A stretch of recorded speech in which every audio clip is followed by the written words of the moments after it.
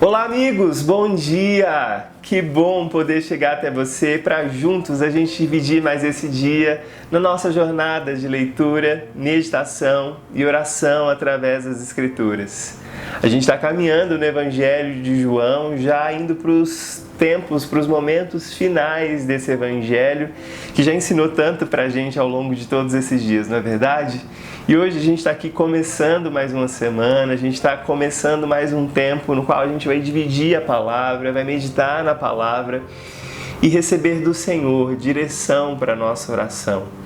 É muito interessante que na Lectio Divina, que essa prática que a gente tem feito, a gente lê pequenas porções das Escrituras, a gente medita naquilo que elas dizem e a gente deixa a nossa pauta de oração ser guiada pelo próprio Jesus. O Jesus que se revela a nós nas Escrituras é o Jesus que por meio do seu Espírito nos guia em oração.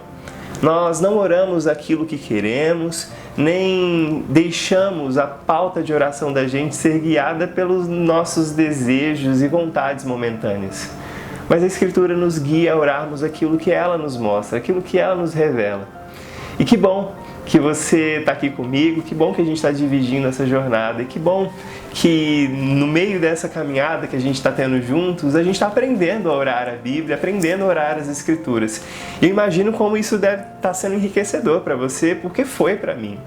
Se você está recebendo de Deus, se você tem sido abençoado e edificado, eu quero te convidar, te incentivar a compartilhar comigo a sua história. Talvez você tenha vergonha de deixar nos comentários, que é o que eu vou pedir para você fazer, mas você pode também mandar uma mensagem para mim no privado, no direct do Instagram, que eu também te convido a me seguir, @TassioAlmeida, se inscrever aqui no canal, ativar o sininho para receber notificações sempre que a gente tiver novidade por aqui. Mas eu quero te incentivar de verdade a compartilhar a sua experiência. Não deixe que a gente acabe esse tempo de oração, não deixe que a gente chegue ao final do Evangelho de João sem contar aquilo que Deus tem feito em você através desse tempo que a gente passa juntos. Nessa nossa jornada, a gente está no capítulo 19 do Evangelho de João. Na sexta-feira nós lemos os versículos de 1 a 3 do capítulo 19. E hoje eu te convido a ler os versículos 4 e 5, quando Pilatos apresenta Jesus ao povo depois de Jesus ter apanhado dos soldados. Vamos ouvir o que esses versículos têm a nos dizer? A palavra diz o seguinte: Depois, Pilatos tornou a sair e disse-lhes: Eu o estou trazendo a vocês, mas quero que saibam que não acho que ele seja culpado de algum crime. Foi nesse momento que Jesus saiu, usando a coroa de espinhos e o manto púrpura. E Pilatos anunciou: Aí está ele, o homem. Na sexta-feira eu falei com vocês que quando Deus cria a humanidade, Deus sempre cria ambientes e seres que governariam aqueles ambientes. Deus cria céus, Deus cria terra, Deus cria mar e depois Deus vai colocando nos céus as aves, no mar os peixes, na terra os animais. Mas Deus cria um jardim e chama aquele jardim de Éden e faltava um ser para governar não apenas sobre o jardim, mas sobre toda a criação. Um ser que representasse na criação, nesse mundo perfeito, nesse mundo bom criado por Deus, representasse a imagem do próprio Deus como governante do universo. E é justamente o que Deus faz quando cria o homem e a mulher. Homem e mulher são a imagem e semelhança de Deus. E Deus os coloca ali como governantes para sujeitarem as aves dos céus, os peixes do mar, todas as criaturas que andam sobre a terra, nos bosques, nas florestas, na selva. Só que momentos depois, no livro de Gênesis, a gente vê que esse homem que foi feito para desempenhar o papel de Deus na criação, para imitar o seu Criador na criação, o homem e a mulher fracassam no seu papel. Eles tinham uma única tarefa e fracassaram nessa tarefa porque desobedeceram a Deus e quiseram exercer o domínio sobre a criação à sua maneira, do seu jeito, consumindo aquilo que eles não deveriam consumir. Muitos anos se passam até que Deus envia o seu Filho, seu único Filho ao mundo, e esse Jesus, ele sendo verdadeiramente Deus, se torna também verdadeiramente humano. E Jesus, como Filho de Deus, desempenha, exerce aquele papel que a humanidade lá no início deveria desempenhar.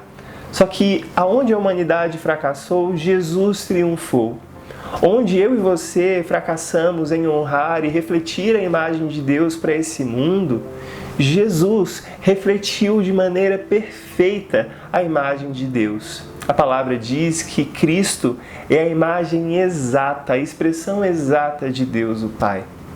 E agora, mesmo depois de ter refletido Deus para a humanidade caída, para a humanidade perdida, mesmo depois de ter realizado as obras de Deus, curando pessoas, ressuscitando mortos, a humanidade caída que se rebelou lá no Jardim do Éden, agora estava se rebelando também contra o Filho de Deus, contra o verdadeiro ser humano, o homem, o Filho do homem. E nesse momento tão crucial na história da redenção, a gente vê Pilatos apresentando diante do povo de Deus o Filho de Deus. A gente sabe que logo depois o povo vai rejeitar Jesus. Mas, por enquanto, a gente vai ficar nesse momento e meditar sobre o homem que está diante de nós. O homem que Pilatos apresentou para aquela multidão. Eis aí o homem. Será que você tem olhado para aquele homem que apanhou, que sofreu bofetadas, que recebeu a coroa de espinhos na sua cabeça como apenas um homem?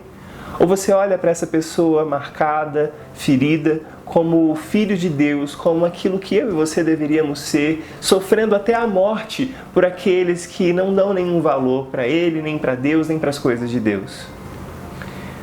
A gente está muito longe disso, não é verdade? A gente precisa se parecer muito mais com esse Jesus que sofre, que é humilhado por amor dos seus. Vamos orar?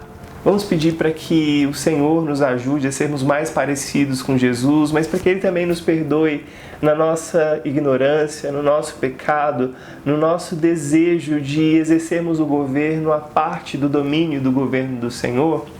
Feche os seus olhos. Pai de infinita misericórdia, foi na primeira sexta-feira que esse mundo viu que o Senhor colocou no jardim o homem como aquele que representaria a beleza e a sabedoria do teu reinado e governo sobre a criação. Quando concluíste a tua obra, olhaste para nós e disseste que aquilo que tinhas feito era bom, era muito bom. Todavia, nós não nos submetemos ao teu reinado e falhamos em nosso papel de refletir o teu governo sobre a criação. Mas foi por meio do mistério da encarnação do teu Filho Jesus que uma nova criação se tornou uma realidade, sendo governada por um rei que representa de maneira completamente fiel o teu caráter. Foi também numa sexta-feira em que a humanidade caída vestiu o teu representante como um arremedo de rei.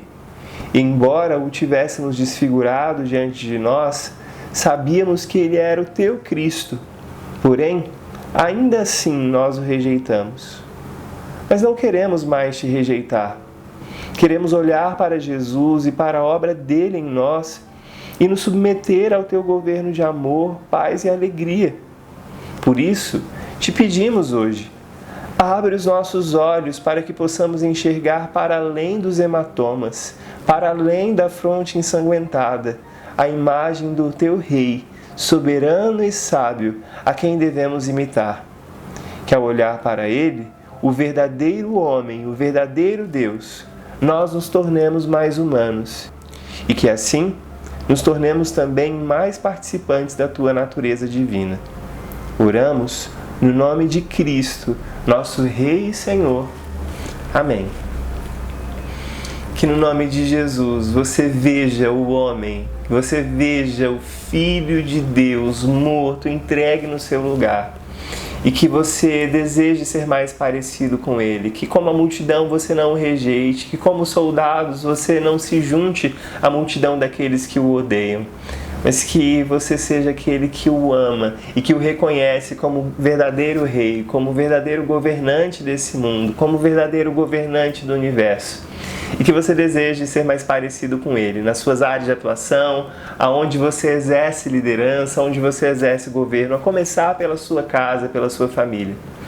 Essa é a minha oração por você, desejando a você um excelente dia, guardado, protegido pelo Senhor. Eu quero dizer que eu espero você aqui amanhã, às 6 horas da manhã, para juntos a gente continuar a nossa jornada de leitura, meditação e oração através das Escrituras. Um grande abraço para você, que Deus te abençoe e até mais, se Deus quiser.